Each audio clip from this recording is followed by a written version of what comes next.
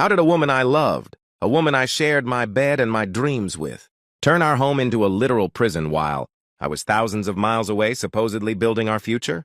This is a journey into the dark heart of a marriage built on a foundation of ice. And today, I'm pulling back the curtain on every single lie. To truly understand that moment in the garage, you have to understand the Sarah I thought I married. 5 years ago, she was my anchor. While I was struggling to build my brand and exploring the world of automated storytelling, she was the one who managed the spreadsheets, kept the books, and pushed me to take my content international. I mistook her coldness for efficiency. I mistook her total lack of empathy for a necessary professional drive. When my mother's health began to fail 6 months ago, Sarah didn't hesitate. She was the first to suggest that Gloria move in with us. She told me to focus on my career, the millions of views, and the business expansion while she handled the burden of daily care. I felt a debt of gratitude I thought I could never repay. I gave her full, unfettered access to our joint accounts. I signed every legal paper she put in front of me without a second thought.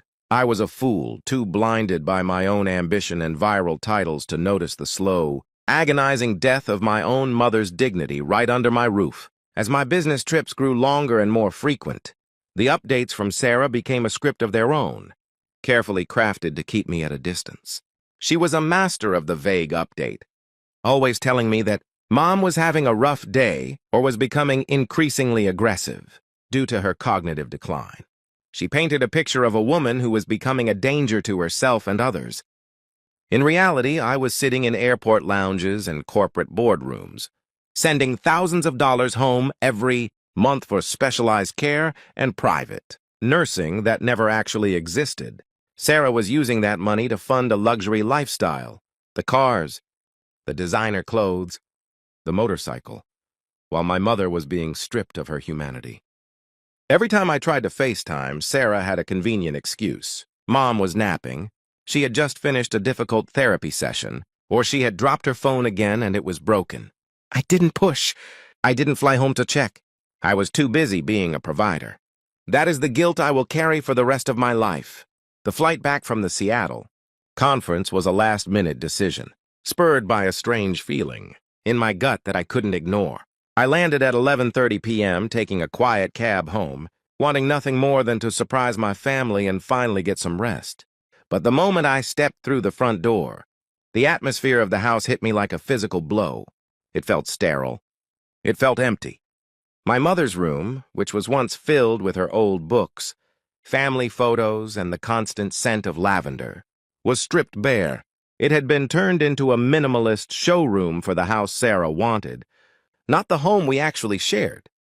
Panic began to claw at my throat. I checked the kitchen, the guest rooms, and the backyard, finding no trace of her. Then I remembered my spare car keys were usually kept on a hook in the garage. I hit the wall button. The motor hummed, a sound that usually meant I was heading out for a drive in a car I worked hard for. But as the door rose, the smell hit me first, the sharp, unmistakable scent of dampness, motor oil, and unwashed skin.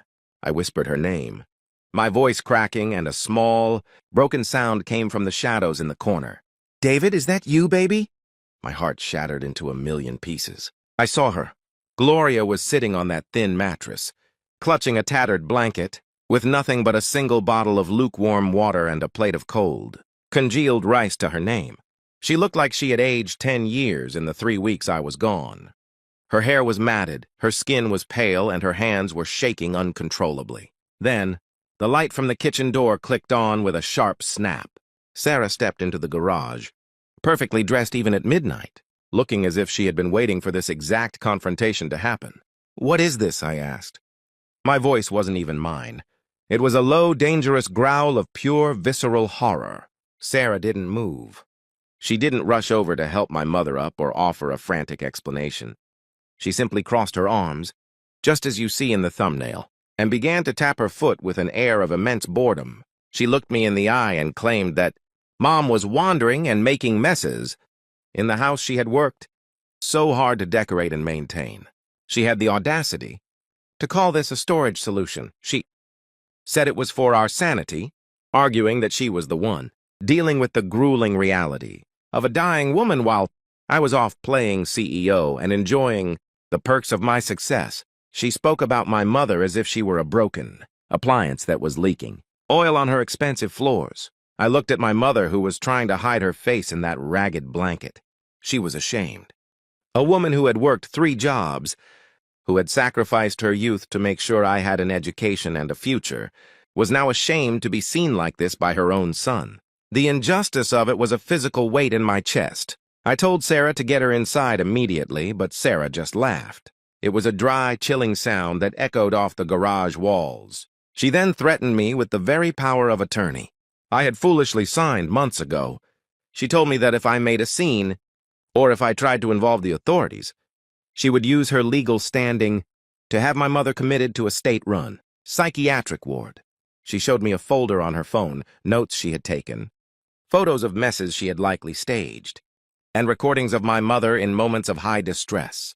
She was ready to prove to the world that I was an absentee, neglectful son, and she was a struggling, saint-like wife who had been pushed to the edge. I knelt on that cold, oil-stained concrete and held my mother tightly, ignoring the smell and the dirt. I whispered into her ear, promising her that I was home now and that I was never, ever leaving her side again. I felt her small, frail frame relax against me, her tears soaking into my dress shirt. But as I looked up at Sarah, I saw that she was recording the entire interaction on her phone, likely to use it as further evidence of my supposed instability. She told me to stay there and see how easy the job was, mocking my protectiveness. She threatened to call the hospital the very second I stepped out of line or tried to challenge her authority over the household. The trap was perfectly set, and my marriage had officially become a crime scene. Sarah believed she had won because she had the paperwork and the keys, but what she didn't realize was that the man who built an international business from nothing wasn't about to be bullied in his own home. I was done being a fool. The war for my mother's life and my own soul was only beginning, and I was going to make sure Sarah lost everything.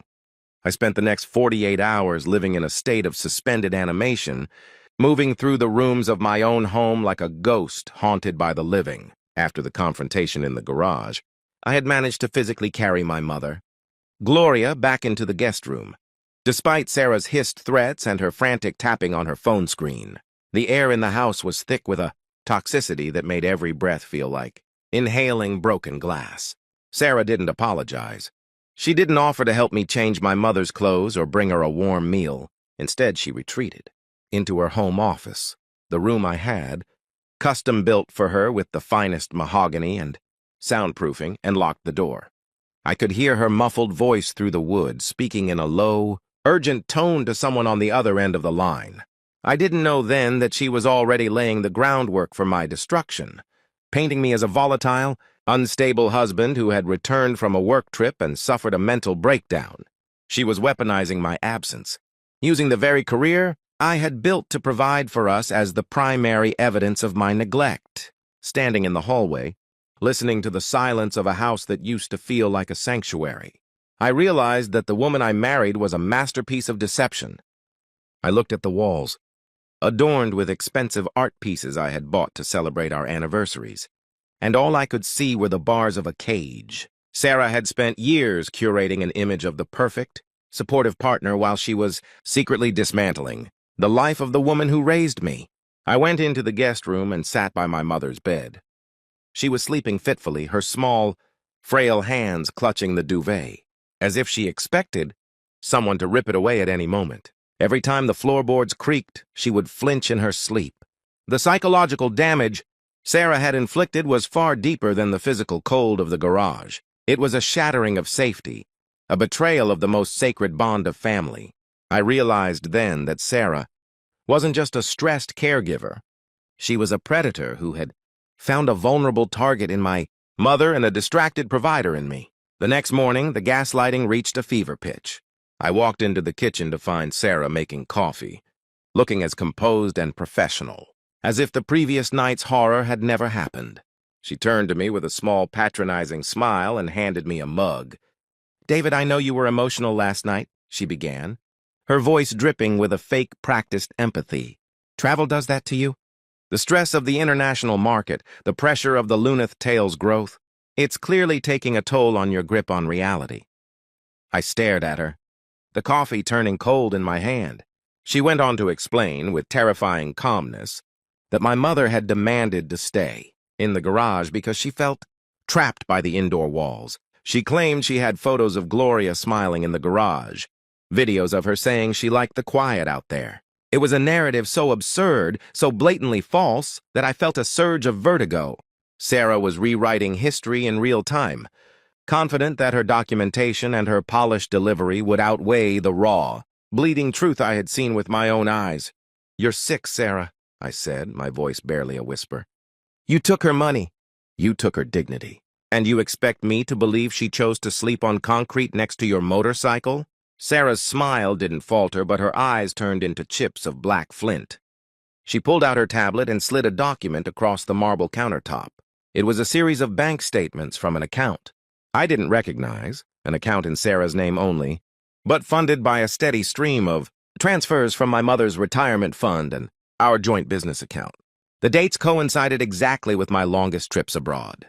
While I was in Dubai or London, closing deals and filming narrative content, Sarah was draining the lifeblood of our family's future to pay off secret debts and fund her own private collections. She hadn't just been hiding my mother, she had been hiding an entire secret life. The folder she had mentioned the night before wasn't just a few notes. It was a systematic dossier. She had recorded every instance where my mother, in her confusion, had raised her voice or forgotten a name. She had edited these clips to make a gentle, elderly woman look like a violent, unhinged threat to the household. "If you try to take me to court, David, this is what the judge sees," she said, tapping the screen.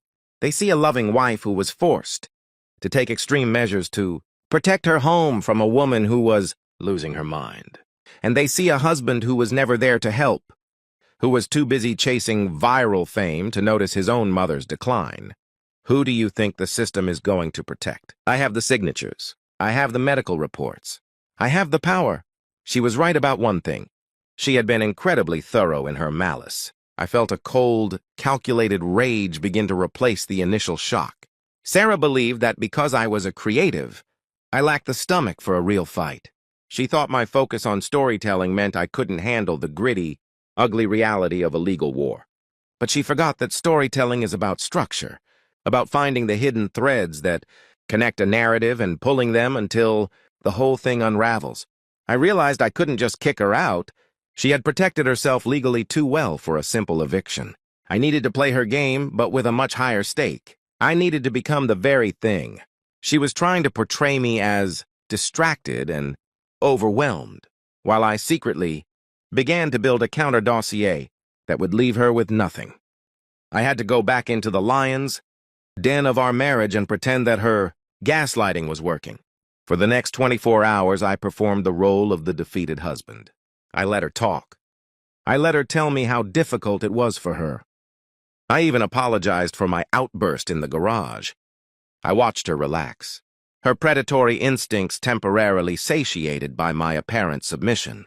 She went back to her motorcycle, back to her designer shopping, confident that she had successfully neutralized the threat I posed. But while she was out celebrating her victory with my mother's stolen money, I was in the garage myself, not looking for keys, but looking for the physical evidence she had overlooked. I found the hidden cameras she had installed to monitor my mother, cameras she thought only she could access. I found the discarded pill bottles of a heavy sedative that my mother had never been prescribed, but which Sarah was clearly using to keep her quiet and compliant. During the day, the betrayal deepened with every discovery. This wasn't just about money or space. It was about a total sociopathic need for control. Sarah wanted a life of luxury and status, and she viewed my mother as an obstacle to be managed and eventually discarded. She had turned our home into a laboratory of cruelty, testing how much she could get away with before someone noticed. The Ferrari in the garage, the motorcycle, the art on the walls, they were all trophies of her successful manipulation. She thought she was the director of this story, and I was just an actor following her script. But as I sat on that same stained mattress where I had found my mother, holding the hidden camera in my hand, I knew the finale was going to be something she never saw coming. I realized that to save my mother and reclaim my life, I would have to be as ruthless as Sarah had been. I would have to use every resource at my disposal, My business contacts, my legal team, and the very technology I used to create viral content to expose her. The image from the thumbnail wasn't just a moment of shock. It was the starting gun for a race to the finish line. Sarah had the head start, the paperwork, and the lack of a conscience. But I had the truth, and I had a son's love for a mother who had given him everything. As part 2 comes to a close, the stage is set for a confrontation that will move beyond the garage and into the light of day. Sarah thinks she has me trapped in her storage solution, but she's about to find out that when you push a man to the edge, the only place left for him to go is through you. The war has officially begun, and I won't stop until every lie she told is burned to the ground. The third act of this nightmare began not with a scream, but with the chilling, mechanical silence of a digital recovery. While Sarah believed I was back under her thumb, performing the role of the broken, submissive husband, I was actually deep in the digital trenches. I spent the late hours of the night in my home studio, the very place where I usually craft the narratives for Lunith Tales. But this time, the story was real and the stakes were life and death. Using my expertise in video and audio processing, I bypassed the security on our shared home iPad that Sarah had clumsily hidden in the back of the linen closet. She thought she had deleted her tracks, but in the world of digital footprints, nothing is ever truly gone. What I found on that device made the incident in the garage look like a minor misunderstanding. There were hours of voice memos, recorded by Sarah herself, used as a sort of twisted training log for how to break my mother's spirit. The audio was crisp, clear, and utterly devastating. I sat there with my headphones on, the blue light of the monitor, reflecting off my tears as I heard my wife's voice, a voice I once found soothing, turn into a weapon of psychological torture. "No, Gloria, you are not listening," I heard her hiss in one recording. "No one is coming for you. David is busy. He's happy I'm managing this. He doesn't want to see you like this." The cruelty in her tone was systematic.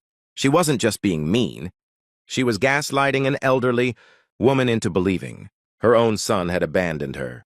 She was stripping away my mother's last remaining tether to reality, all while I was thousands of miles away, working to pay for the very roof Sarah was using as a cage. Every outburst Sarah had documented was revealed in these tapes to be a desperate, terrified reaction to her own provocations. She would poke, prod, and insult my mother until Gloria cried out in frustration, and then Sarah would hit record to capture only the reaction. It was a masterpiece of manufactured evidence. As the sun began to rise on the third day of this undercover war, I discovered the financial depth of the betrayal. Sarah hadn't just been managing our accounts. She had been cannibalizing them. I found digital receipts for luxury, purchases that had never entered our home, jewelry hidden in a safety deposit box, offshore accounts, and even a down payment on a property in her name only, located 3 states away. She was planning her exit strategy, using my mother's Social Security and my business, revenue as her personal golden parachute. The Ferrari in the garage and the motorcycle weren't just toys. They were assets she intended to flip once she had successfully committed my mother and divorced me for mental instability. She had turned my entire life's work into a bank account for her future life without me. The realization was a cold, sharp blade in my gut. I wasn't just a husband. I was an unsuspecting investor in my own ruin. The most horrifying discovery, however, was the medical file. Sarah had been forging signatures on caregiver logs, pretending that a professional nursing service was visiting the house while I was away. She had even gone so far as to create fake email threads with a non-existent doctor to prove to me that Mom's decline was irreversible and required institutionalization. She was creating a paper trail that would stand up in any court, painting a picture of a devoted wife pushed to the brink by a senile mother-in-law and an absent husband. I looked at the image of us in the garage, the one from the thumbnail, and realized that Sarah's crossed arms weren't just a sign of defiance. They were a sign of victory. She truly believed she had won. She believed that her wall of lies was too high for me to climb. But she forgot that I am a storyteller. I know how to find the hole in the plot. I spent the afternoon of part 3 visiting my mother in her room, pretending for Sarah's cameras that everything was normal. I brought her tea and spoke in a loud, cheerful voice about my upcoming trips, playing the role of the distracted businessman perfectly. But beneath the table, I was holding my mother's hand, squeezing it in a code we had used when I was a child. 1 squeeze for I love you, 2 for I'm here. I saw the flicker of recognition in her eyes, a tiny spark of the woman who had raised me, peeking through the fog of the sedatives Sarah had been slipping into her food. For a brief second, the fear in her eyes vanished, replaced by a fierce maternal trust. She knew I was fighting for her. That moment gave me the strength to go back into the kitchen and face the monster who was wearing my wife's face. Dinner that night was a masterclass in tension. Sarah sat across from me, sipping wine and talking about next steps for Gloria's care. She suggested a facility she had researched, a place 4 hours away where visits were strictly regulated. "It's for the best, David," she said, her voice smooth and practiced. "You can't keep living like this. Your business will suffer. Your brand will decline. Let the professionals handle it." I nodded, forced a smile, and agreed. I told her I would sign the commitment papers the following morning. I watched the triumph flare in her eyes, a predatory gleam that she couldn't quite hide. She thought the game was over. She thought she had finally cleared the obstacle and secured her fortune. She even suggested we go out for an expensive dinner the next night to celebrate our new beginning.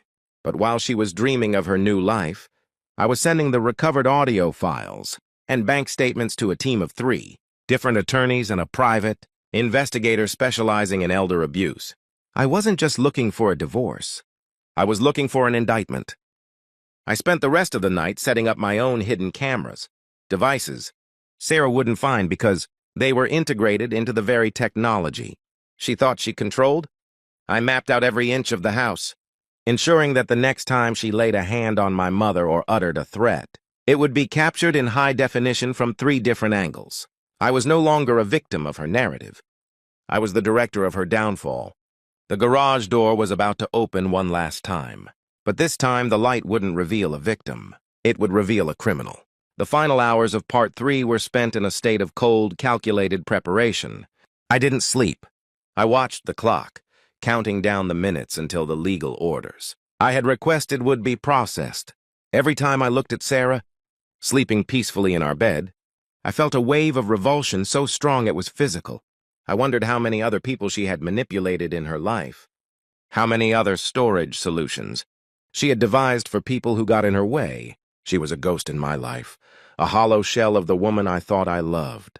The Sarah I knew never existed.